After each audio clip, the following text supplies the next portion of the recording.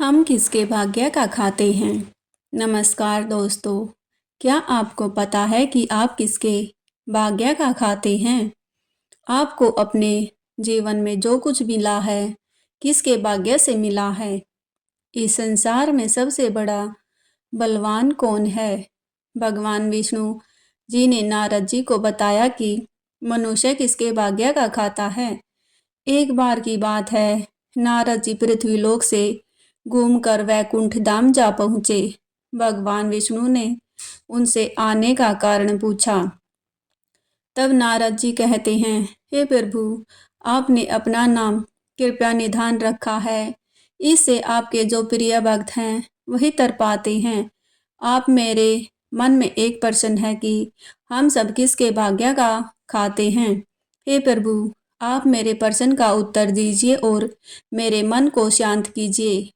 जो सामान्य नर नारी हैं वह इस ज्ञान से वंचित रह जाते हैं, इसलिए आप मुझे कोई ऐसा सरल मार्ग बताए जिससे सामान्य भक्त आपकी भक्ति कर मुक्ति पा सकते हैं। नारद जी की बातें सुनकर भगवान विष्णु बोले, हे नारद, मेरी बात ध्यान पूर्वक सुनो। जो नर नारी मेरे व्रत का पालन करेंगे और श्रद्धा भक्ति से मेरी पूजा अर्चना करेंगे, उनके लिए स्वर्ग के द्वार साक्षात खुले होंगे। इसके बाद विष्णु जी नारद जी से कहते हैं, मैं आपको एक कथा के माध्यम से बताता हूँ। तब भगवान विष्णु जी कहते हैं, जो भी भक्त इस कथा को सुनेगा और मेरा थोड़ा सा भी नाम लेकर पूजन करेगा वह वैकुंठ धाम को प्राप्त होगा। तो सुनते हैं मोक्ष प्रदान करने वाली यह कथा और जानते हैं कि हम सब किसके भाग्य का खाते हैं। एक नगर में एक राजा अपनी दो बेटियों तथा पत्नी के साथ रहता था। एक दिन राजा भोजन करते समय अपनी दोनों बेटियों तथा अपनी पत्नी से पूछता है कि हम सब किसके भाग्य का खाते हैं। तब बड़ी बेटी बोली, पिताजी, मैं आपके भाग्य का खाती हूँ। जबकि छोटी बेटी बोली, पिताजी, मैं तो अपने भाग्य का खाती हूँ। तब राजा ने क्रोधित होते हुए अपनी पत्नी की तरफ देखा तो पत्नी ने भी डरते हुए कहा, ए स्वामी, मैं तो आपके भाग्य का ही खाती हूँ। छोटी बेटी की बात सुनकर राजा को बहुत क्रोध आया और उसने कहा कि मैं पूरी नगरी को खिलाता हूँ, तुम सब के लिए इतनी मेहनत करता हूँ, रोज तुम्हें अच्छा अच्छा भोजन खिलाता हूँ और नए नए वस्त्र और आभूषण पहनने के लिए देता हूँ, परंतु हमारी छोटी बेटी कहती है कि वह अपने भाग्य का खाती है। तब गुस्से में आकर राजा ने अपने मंत्रियों को आदेश दिया कि जाओ, दो लड़के ढूंढ कर लाओ।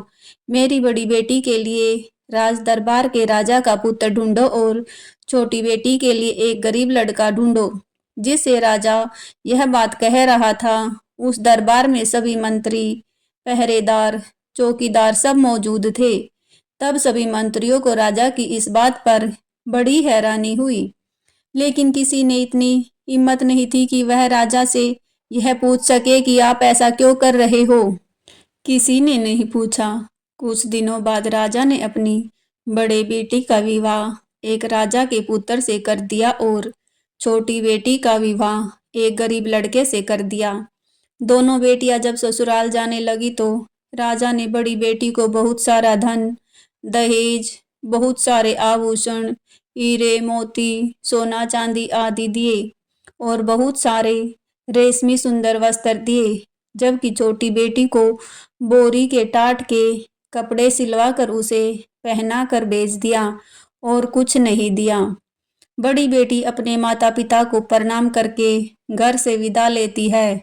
छोटी बेटी कुछ नहीं बोली। जब छोटी बेटी अपने ससुराल में पहुंची तो उसने देखा कि यहाँ कोई उसकी अवभक्त करने वाला नहीं था। एक झोपड़ी थी और एक बड़ा सा मैदान। वहां 5 चूल्हे बने हुए थे। रात्रि को छोटी बेटी चुपचाप सो गई। सुबह जब वह सोकर उठी तो उसने अपने पति के बड़े भाई से पूछा कि यह 5 चूल्हे यहाँ क्यों हैं। तब बड़े भाई ने कहा कि हम 5 भाइयों के 5 चूल्हे हैं। राजा की छोटी बेटी ने कहा, ठीक है, लेकिन आप सब जोली लेकर कहाँ जा रहे हैं। जेठ थोड़ा समझदार था। उसने कहा कि बहू, हम सब तो भिखारी हैं, इसलिए हम सब भीख मांगने जा रहे हैं। जेठ ने कहा, बहू तुम तो बहुत पैसे वाले राजा की बेटी हो। तुम्हारे मंत्री ने एक रात्रि को जबरदस्ती मेरे छोटे भाई को पकड़कर तुम्हारे साथ उसकी शादी करवा दी। तब बहू बोली, जेठ जी आपकी कोई गलती नहीं है, सबको अपनी किस्मत का मिलता है। मेरी किस्मत में जो था वह मुझे मिल गया। इसके बाद पांचों भाई भीख मांगने के लिए चल पड़े। पीछे से बहू ने पूरे घर की साफ सफाई कर आंगन को गोबर से लीप दिया। इसके बाद बड़े जेठ के चूल्हे को छोड़कर सभी के चूल्हे वहां से हटा दिए। शाम को जब पांचों भाई आए तो घर को साफ सुथरा देखा तो बहुत खुश हुए। फिर एक चूल्हे को देखा तो चार छोटे भाइयों को बहुत गुस्सा आया। उन्होंने कहा, हमारे चूल्हे कहाँ गए? तब नई बहू बोली कि आज से हम एक ही चूल्हे पर भोजन बनाएंगे और मैं खाना बनाऊंगी और आप सब खाएंगे। यह सुनकर सबको बहुत अच्छा लगा। तब बहू ने कहा कि पहले आप सब नदी पर जाकर नहा धो ले, उसके बाद आते समय ठाकुर जी के मंदिर में दर्शन करके आना। यह सुनकर चारों छोटो भाइयों को बड़ा क्रोध आया, लेकिन जेठ थोड़ा समझदार था। उसने कहा, जैसा बहू कह रही है हम सब वैसा ही करेंगे। आज से पहले कभी पांचों भाई नहाए नहीं थे। चारों भाइयों ने नहाने के लिए मना किया, लेकिन बड़े भाई के कहने पर उन्होंने वैसा ही किया जैसा बहू कह रही थी। हम सब ऐसा ही करेंगे। सभी नदी पर नहाने के लिए चले गए और आते समय ठाकुर जी के मंदिर में पूजा पाठ करने गए, लेकिन कभी उन्होंने कोई पूजा नहीं की थी, इसलिए वह चुपचाप भगवान के आगे हाथ जोड़कर बैठ गए और घर वापस आ गए। तत्पश्चात पांचों भाइयों ने भोजन किया। इतना स्वादिष्ट भोजन उन्होंने आज से पहले कभी नहीं किया था। भोजन करने के बाद चारों भाई झोपड़ी के बाहर सो गए और नई बहू अपने पति के साथ झोपड़ी के अंदर सो गई। सुबह जब वह सो कर उठे तो वापस से पांचों भाई झोली उठाकर भीख मांगने के लिए जाने लगे। तब नई बहू ने कहा कि आज से आप लोग भीख नहीं मांगेंगे, मेहनत मजदूरी करो। तब उसके जेठ ने कहा कि हमें कमाना नहीं आता। तब नई बहू ने कहा कि जो भी काम मिले आप वही करना, लेकिन भीख मत मांगना। फिर से चारों छोटे भाइयों को बहू की बात पर गुस्सा आया, लेकिन बड़े भाई के कहने पर उन्होंने ऐसा करना पड़ा। अब चारों भाई कमाने के इरादे से घर से निकल गए। चारों छोटे भाई को कोई ना कोई काम मिला। किसी को बोरिया उठाने का काम मिला तो किसी को कुल्ली का काम मिल गया, लेकिन बड़े जेठ को कोई काम नहीं मिला। जब वह निराश होकर घर वापस आ रहा था तो उसका पांव गोबर में पड़ गया। घर आने के बाद जेठ ने कहा कि बहू मेरा पांव गोबर में पड़ गया है। नई बहू ने कहा कि आपका पैर गोबर में पड़ गया है तो बाहर धो लीजिए और घर के अंदर आ जाइए। सभी ने अपनी मजदूरी नई बहू को दे दी। उस दिन उन सबको बहुत अच्छा लग रहा था, क्योंकि उस दिन उन्होंने भीख नहीं मांगी थी। भीख मांगने से उनकी बहुत बेइज्जती होती थी, लेकिन आज उन्होंने मजदूरी करी तो उन सबको बहुत अच्छा लग रहा था। बड़े जेठ ने नई बहू से कहा कि बहू मुझे कोई काम नहीं मिला। तब बहू ने कहा कि कोई बात नहीं जेठ जी, रोज की तरह उस दिन वापस से सभी भाई तालाब पर नहाने गए। तालाब से नहाकर वापस आए और मंदिर में दर्शन करने गए। घर पर बहू ने स्वादिष्ट भोजन बनाया और सब ने गर्मा गर्म भोजन मिलकर खाया और उसके बाद सब सो गए। दूसरे दिन वापस वह कमाने के लिए निकल गए। उस दिन भी चार छोटे भाइयों को कोई ना कोई काम मिला, लेकिन वापस बड़े भाई को कोई काम नहीं मिला। उस दिन भी बड़ा भाई बहुत दुखी और उदास हो गया। वह सोचने लगा कि नई बहू को मैं आज क्या जवाब दूंगा। जब जेठ घर जा रहा था तो रास्ते में उसे एक मरा हुआ सांप मिला। सांप को जेठ जी ने उठा लिया और आते ही उसने बहू से कहा कि बहू मुझे यह रास्ते में मरा हुआ सांप मिला है, इसका मैं क्या करूं? तो बहू बोली कि आप इसे झोपड़ी के ऊपर फेंक दीजिए। इस तरह उनके दिन मजे से निकलने लगे उनके घर में अन्न धन के भंडार भरने लगे। सभी मेहनत मजदूरी करके कमाने लगे। एक दिन उस नगर की रानी का 9 लखा हार चील लेकर उड़ गई। सारे राज दरबार के पहरेदार और चौकीदार उस चील के पीछे पीछे भागने लगे, लेकिन सब बेकार था। जब वह चील उन 5 भाइयों की झोपड़ी के ऊपर से उड़ रही थी, तो उसने वहां पर मरा हुआ सांप दिखा। तो चील ने रानी का हार वहीं गिरा दिया और सांप लेकर उड़ गई। उधर राजा के नगर में ढिंढोरा पिटवा दिया कि जिसे भी रानी का वह 9 लखा हार मिले, वह लाकर राजमहल के राज दरबार में दे दे और वह मुंह मांगा इनाम ले जाए। शाम को सभी भाई मेहनत मजदूरी करके वापस झोपड़ी में आए तो बड़े जेठ की नजर झोपड़ी के ऊपर चमकती हुई चीज पर पड़ी। बड़े जेठ ने चमकती हुई चीज को उतार कर देखा तो वह 9 लखा हार निकला। जेठ ने वह हार लाकर नई बहू को दे दिया। तब नई बहू बोली कि यह हार तो रानी का है, आप इसे ले जाकर राजा को दे दीजिए। फिर जेठ ने वैसा ही किया। जेठ ने जाकर वह हार राजा को दे दिया। राजा हार को देखकर बहुत खुश हुआ और बोला कि भाई, इसके बदले तुम्हें मुंह मांगा इनाम मिलेगा। तुम क्या चाहते हो? तब उसने कहा कि महाराज, मुझे मांगना नहीं आता। मैं अपने भाइयों और घर पर जाकर उनसे पूछ कर बताऊंगा। बड़ा भाई घर आया। घर आने के बाद उसने नई बहू को पूरी बात बताई। तब बहू ने कहा कि जेठ जी, आप राजा के महल में वापस जाना और राजा से कह देना कि राजा जी, मैं चाहता हूँ कि वैकुंठ चौदस के दिन नगर में किसी के भी यहाँ दीपक न जले और राजमहल में भी अंधेरा रहे। तब जेठ वापस राजमहल में गया। राजमहल में जाकर उसने राजा से कहा कि राजा जी, मुझे कोई इनाम नहीं चाहिए, बस आप वैकुंठ चौदस अर्थात वैकुंठ चतुर्दशी के दिन नगर में यह ढिंढोरा पिटवा दीजिए कि कोई भी नगरवासी दीपक न जलाए, यहाँ तक कि राजमहल में भी दीपक न जले। वैकुंठ चौदस के दिन पूरी नगरी में अंधेरा रहे। बिना कुछ सोचे समझे राजा ने कहा, कोई बात नहीं, अगर तुम्हारी यही इच्छा है तो एक दिन नगर में कोई दीपक नहीं जलाएगा और राजमहल में भी दीपक नहीं जलेगा। राजा ने पूरी नगरी में यह ऐलान करवा दिया कि पूरी नगरी में वैकुंठ चौदस के दिन कोई भी दीपक नहीं जलाएगा। दूसरे दिन वैकुंठ चौदस की रात्रि को किसी ने भी दीपक नहीं जलाया, यहाँ तक कि राजमहल में भी दीपक नहीं जला। लेकिन 5 भाइयों की झोपड़ी में नई बहू ने चारों तरफ दीपक जलाए, कहीं पर भी अंधेरा नहीं छोड़ा। माता लक्ष्मी के पग बनाए और एक थाल तैयार करके वहां बैठ गई।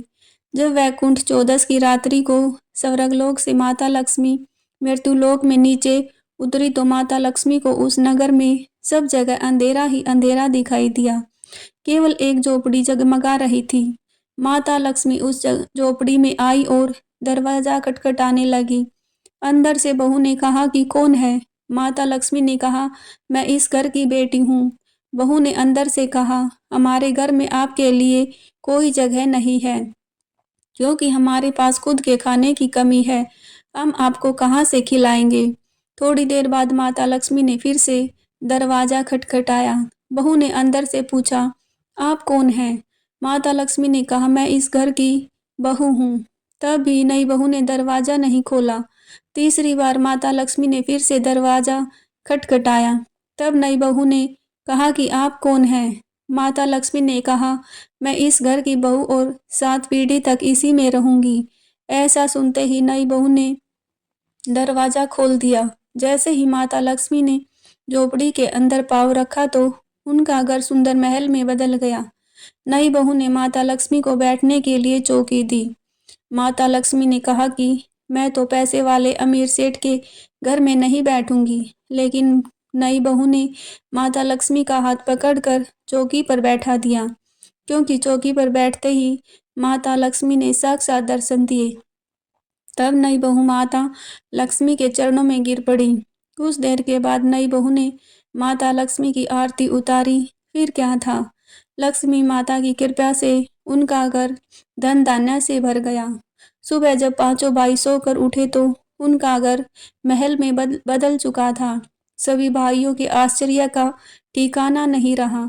माता लक्ष्मी की कृपा से धीरे धीरे नगर के सेठ कहलाने लगे और उनके भाई की पत्नी सेठानी कहलाने लगी। सब तरफ उनका कारोबार फैल गया था। हर जगह उनकी चर्चाएं होने लगी। वे पांचों भाई केसर कस्तूरी का व्यापार करने लगे। उनके घर में माता लक्ष्मी की ऐसी कृपा हुई कि उन 5 भाइयों के पास नौकर चाकर हाथी घोड़े सब हो गए।